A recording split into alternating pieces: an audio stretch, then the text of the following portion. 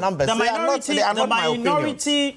The minority caucus on health, and that will be the ranking on health. That is, Akando has issued a statement, and it's about money not being paid or the allocations to the National Health Insurance Authority not going as expected annually. As a result of that, the National Health Insurance Authority is not able to meet their obligations to their service providers. We have the Acting General Manager for the Presbyterian Health Services for the northern part of our country, Dr. Dennis Daleri, currently on the line. Good morning to you. Hi, good morning, Roland. Dr. Daleri, you as well as others in northern Ghana, how many of you make up those who tend to provide services for the National Health Insurance Scheme?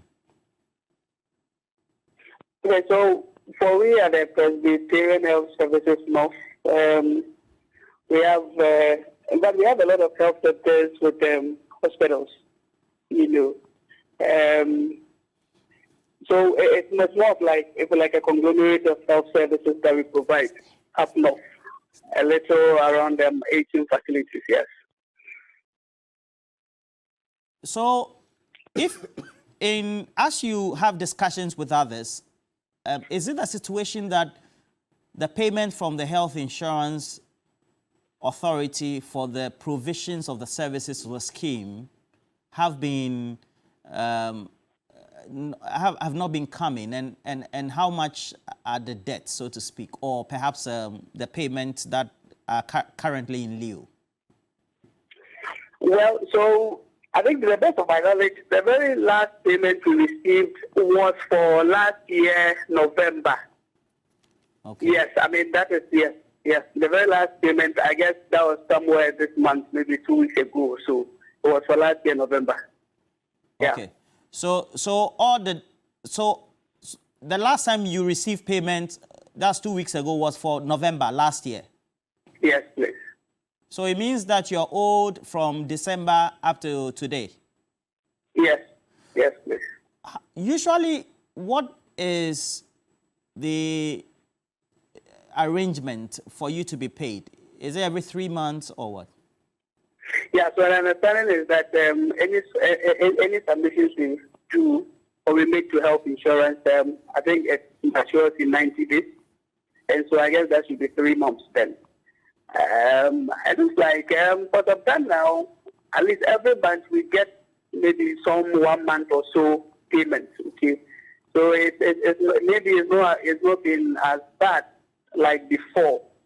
Yeah, so that's what I can say for now. Yeah. The minority has issued a statement, and they do indicate that payment to the Health Insurance Authority for provisions for entities like you have not been coming in by way of the annual allocations. As service providers, are you worried about that? Yes, again, because we have very different facilities who provide service to the National Health Insurance. There might be several reasons why maybe payments might not be coming or might not be going regularly. Maybe because there's no much, government might not have money, or also maybe from the facilities point of view, maybe their submissions they are not submitting as regularly as they should.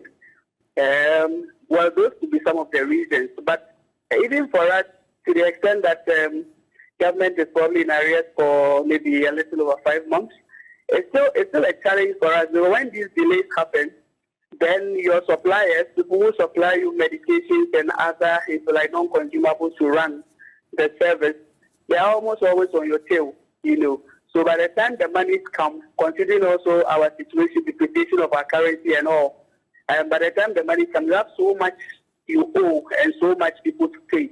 So at the end of the day, you really don't get a full value of the money that you've been given. So it's a challenge for us. So does it mean that all your suppliers are locally, or the depreciation or the forex downturn is also affecting you? Oh, obviously, it's affecting us because for our suppliers, they get most of the things they supply, like medications, are imported. Okay, So even to the extent that there are some of our suppliers who actually will tell us that if we do not pay cash, they are not ready to give us supplies. And their main reasons are that even if they are supposed to hold on for a month or two, they do not know how the currency will perform. Okay. And so since they are not going to give them any interest on how much we owe them, on the amount we owe them, then it means that chances are that they're going to run at a loss at the time we are paying them. All right. So yes, it has a ripple effect on us. Yeah. Well, thank you very much, Dr. Daleri, who is speaking to us. They're in charge of some of the service providers up north. But the issue that the minority is raising, and including the non-allocation, I mean, if you listen to him, it's not really an issue. Why should it be an issue? No. If you listen to him, he raised concerns. Yes, he said there are two things that are happening. First of all, the items they are supplying, they are imported items. So they suffer what you call foreign differential losses because already the city is depreciating. Oh, really? Please. They also expect that. Please. They also expect that whatever it is that they are supplying, right, will be paid promptly. Within 5 months, the city would have been so depreciated that whatever will be paid at the end of the day is not paid with interest on delayed payments. And so they are suffering twice. And these things were made very clear. But you see, I've always maintained that the problem is even bigger. And that is why H.E. John Dramani Mahama, one of the things that he promises to do is to do away with this capping and realignment law. Because do you know that in the space of 7 years, the Akufo-Addo administration, by way of the capping and realignment law, has taken 6 billion Ghana cedis from national health insurance. 6 billion. In fact, in the year 2022, national health insurance made 1.9 billion. That was how much was to be transferred into NHIS account. The Akufo-Addo, government gave them zero. 1.9 billion. They gave them zero the whole 2022. So what it tells you is that this government had found a clever way, right? Obviously dubious as well, to divert money that ordinarily should be going into people's health for other intervention. For instance, do you know where they are getting the money for the nursing training allowance? It's from National Health Insurance. So money for people's health, you are diverting it into these kind of things.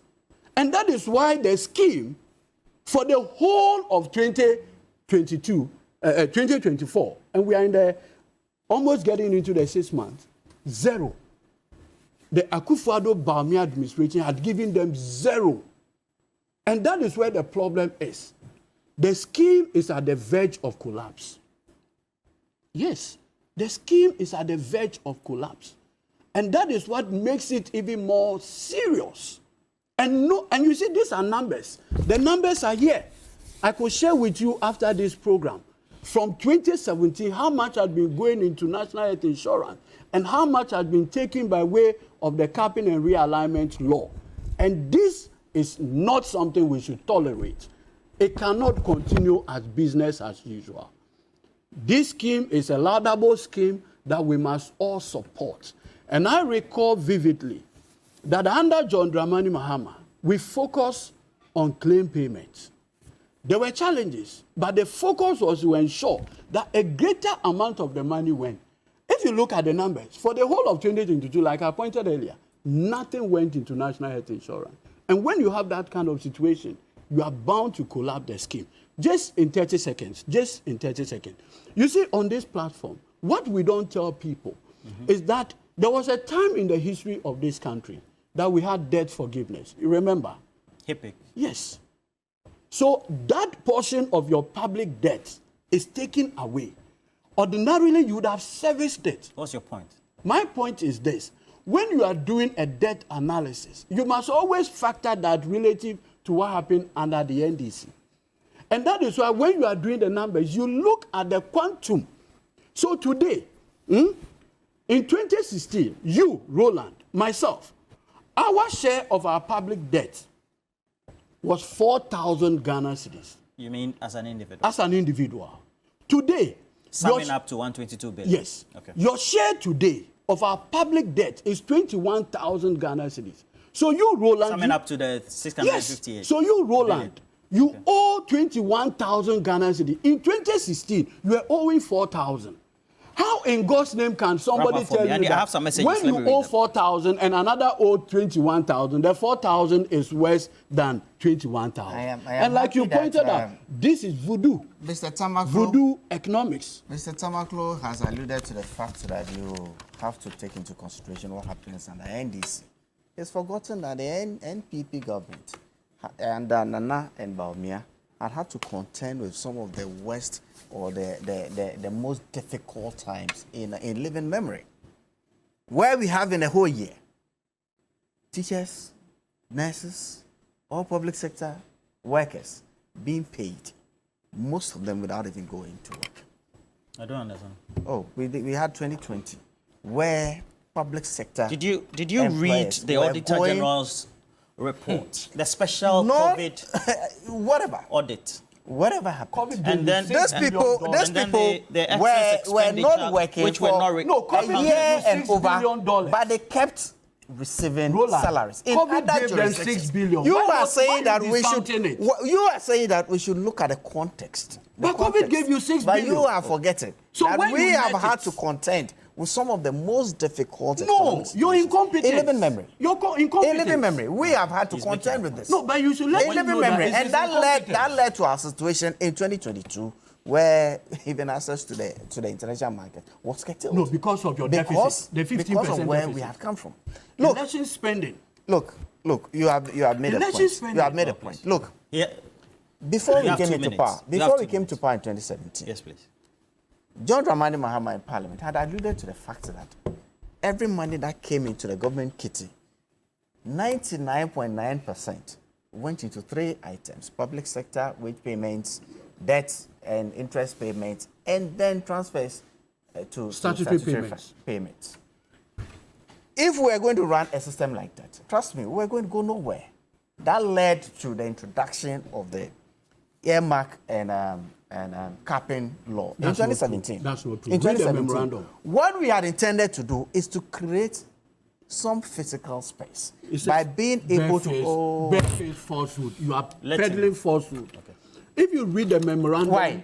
to the Why? capping and I was in realignment law, you were Parliament. I was in It the has committee nothing that to do with I what am you are telling you saying. that the essence Your of problem passing started the when you essence went of into the passing that reckless law election was spending. to create 15% physical deficit, space. the highest in the whole West Africa. Your deficit of 15%. Next time, Which next time you know, African you should know country- who is disruptive. Which next country? time, Roland, no, you should no, know no. who is Which country disruptive. had a You've made Next your 15% time, points you with know the who is. memorandum. You Let have him made your finish. point. You have made your Which point. Why not? country? Election expenditure. Next time, you know who is disruptive, Roland. La Election ilaha expenditure. illallah. You had the opportunity Next time, you know who is to disruptive. manage public finance. I am saying that But because you the wanted to essence win for an which we election at all introduced costs, what did you do? earmarking and You capping decided law to spend was beyond your was to budget create 15%. what we call physical That is the space problem. in The the budget. hole we have it today. Else government was not going to be able to. I have invest this in message from Oh, my Johnny word. Ivan. Johnny Ivan says, "How is So the after back he and finishes, forth you pick up. in the how is the back and forth in the studio going to solve the plight of the poor Ghanaian whose NHIS card cannot give him or her the health care urgently needed this morning? When we know this is the situation. Remember, the president did say that sole sourcing will not be accepted. And he says the era of sole sourcing will come to an end. And he sent me a screenshot of the tweets, Johnny Ivan. I have this one from Chris Ashalibotwe. I'm waiting for the day the vice president is going to organize another big lecture to announce plans to rearrest the dollar for good. What a day of joy and rhetoric that will be. I didn't even have my take on Now, NHIS. this one is coming from Chairman Riches. Chairman Riches said they are not making the discussion enjoyable at all. Why, Ro? The why is 6, so I read all. This one, okay, is coming also from Mr. Eya, who says, the only public sector that stayed at home for a long period were teachers. All other public sector workers went back to work after the 3-week shutdown. So what is Mr. Fuseni Isa talking about? BT Sly says, As the president said in 2016, the depreciation of the cedi is due to bad leadership.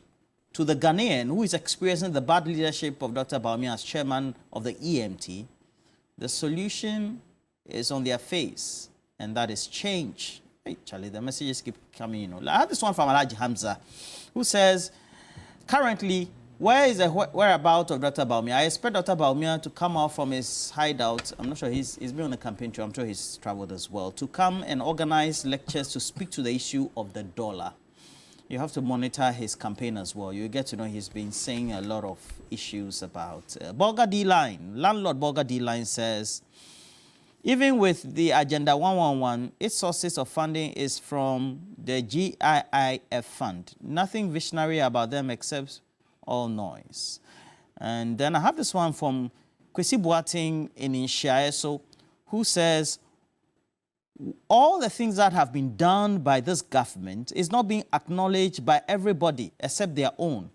This government of Nana Addo Dankwa Akufo-Addo and Dr. Mahmoud Bawumia has done so well. There are roads being done, there are interchanges also being done, even though some have stopped, and there are hospitals being done, even though some have stopped. We should give credit where credit is due. Being negative all the time is not the way to go. This one is coming from Elliot Wogbe, who says, isn't it ironic that the chairman of the economic management, who once boasted of being Ghana's only economic messiah, has now shifted to digitalization? Even in his new role, he has failed as we can no longer rely on stable networks. Oh. Okay, so I have this one from, we don't eat or spend depreciation, we spend fiscal cash. We talk much about the appreciation in the exchange rates of the cash in our pockets. Those are some, and that's coming from Michael Fee. Now, let's look at Helga Boedi also sends a message and said, good morning to everybody right here. And the percentage increases don't matter to many people. We're talking about real numbers. The market woman is caring about all the things that affect her. Neither do the people whose salaries are still the same. Imagine the plight of those paying mortgages in dollars. Do you know people who pay mortgages in dollars? I mean, when you live in a Ghanaian economy, why should you be No, but you are talking about people's reality. Unless You can't deny it. Homes That's their reality. All right. I really don't Awudu Kalio says, maybe Kalio man says, Helga was an appointee of John Dramani Mahama. is it only the Kumfi juice product that all the 1D1F produces? Anytime they mention 1D1F, they say a Kumfi. If this MPP administration was a movie, the title would have been Wasted Years. You know this morning. All right. You know this morning. Let me read this. Tired of back pain. Bought fuel in percentages.